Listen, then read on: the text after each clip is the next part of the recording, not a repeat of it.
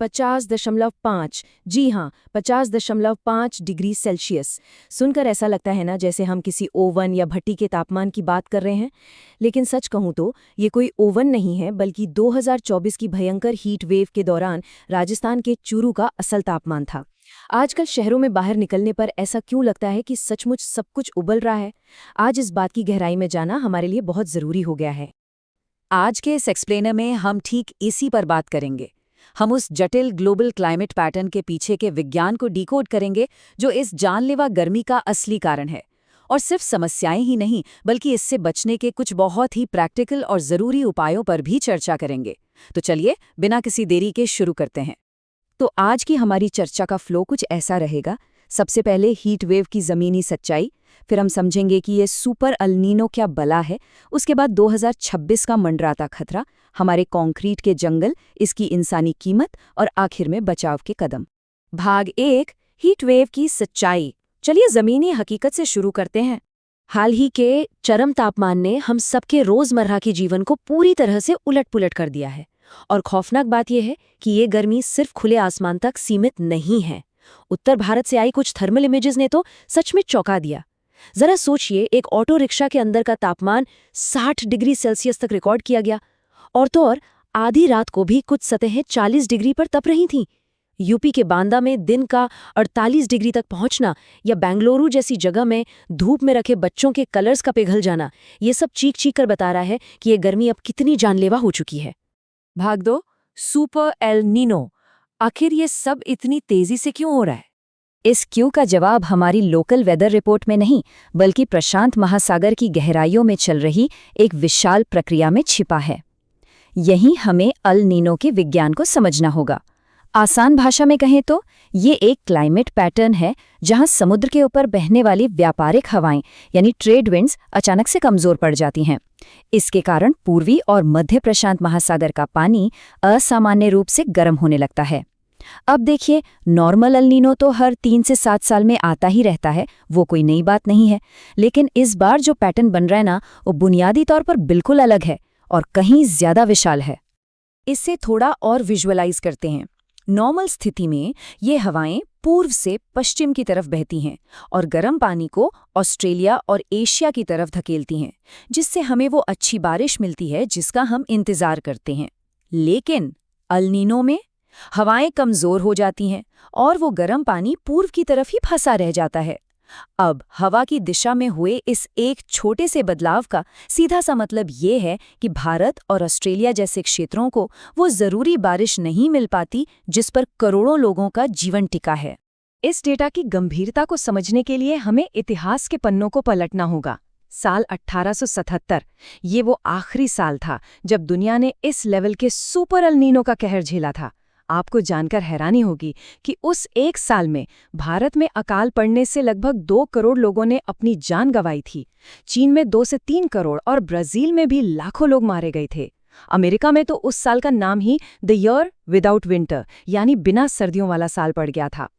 ये इतिहास हमें एक बहुत ही खौफनाक चेतावनी दे रहा है। भाग 3, 2026 का मंडराता खतरा। अब बात करते हैं भविष्य की। इतिहास से लौटकर अगर हम 2026 के पूर्वानुमान पर आएं तो यहाँ सबसे डराने वाला आंकड़ा है 2.9 डिग्री सेल्सियस। अब आप सोचेंगे ये कैसे? देखिए, जलवायु परिवर्तन की वजह से हमारी धरती का बेसलाइन तापमान पहले ही 1.4 डिग्री बढ़ चुका है। इसके ऊपर से 2026 का ये सुपर एल नीनो 1.5 डिग्री और जोड़ देगा। इसे ऐसे समझिए जैसे आप एक कमरे में बैठे हैं जो पहले से ही 40 डिग्री पर तप रहा है और फिर कोई आकर उसी कमरे में एक रूम हीटर भी फुल स्पीड पर चला दे। टोटल 2.9 डिग्री का ये जंप इंसानी इतिहास में सचमुच अभूतपूर्व है। और इसका असर सिर्फ पसीने तक सीमित नहीं रहेगा। समुद्र के इस बढ़ते तापमान का सीधा अटैक हमारी थाली और हमारी अर्थव्यवस्था पर होने वाला है। पूर्वानुमान साफ बताते हैं कि कमजोर मानसून एक बहुत बड़ा कृषि संकट ला सकता है। क्यों? क्योंकि हमारे देश की 51% खेती पूरी तरह से मानसून के भरोसे है। खरीफ की फसलें बर्बाद होंगी तो पूरी सप्लाई चेन टूट जाएगी। मतलब खाने पीने की चीजों की महंगाई 9% तक उछल सकती है।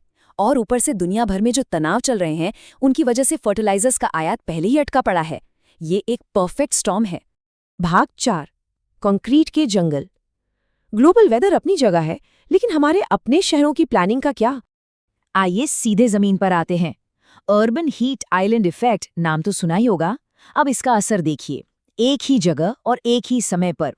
घने पेड़ की छांव के नीचे तापमान था 29 डिग्री सेल्सियस, लेकिन वहीं बगल की खुली डामर या कंक्रीट वाली सड़क पर यह 45 डिग्री दर्ज किया गया। आजकल हमारे शहरों में जो यूरोपियन स्टाइल की कांच की इमारतें और कंक्रीट के जंगल बन रहे हैं ना, वे दिन भर इस भयंकर गर्मी को सोखते हैं और एक ग्रीन हाउस की तरह उस पूरी गर्मी को शहर के अंदर ही कैद कर लेते हैं। और स्थिति को हम खुद बदतर बना रहे हैं। विकास और माइनिंग के नाम पर पेड़ों की जो कटाई चल रही है, उसके आंकड़े हैरान करने वाले हैं। 2015 से 2019 के बीच हमने हर एक वर्ग किलोमीटर नए पौधे लगाने के बदले 18 वर्ग किलोमीटर पुराने जंगल साफ कर दिए, चाहे वो मुंबई के मैंग्रोव हों, दिल्ली का रिज फॉरेस्ट हो या हसदेव के जंगल। जो पुराने परिपक्व पेड़ हमारे पर्यावरण को तुरंत ठंडा कर सकते हैं, उन्हें काटकर अगर हम कहीं दूर कुछ छोटे पौधे लगा भी दें तो उससे हमें आज इस वक्त कोई राहत नहीं मिलने वाली। भाग 5, आर्थिक और मानवीय कीमत। इस सबका सबसे ज्यादा खामियाजा कौन भुगत रहा है? इस बिगड़ती जलवायु की सबसे भारी कीमत हमारे समाज का सबसे कमजोर तबका चुका रहा है। जरा इन आंकड़ों पर गौर कीजिए।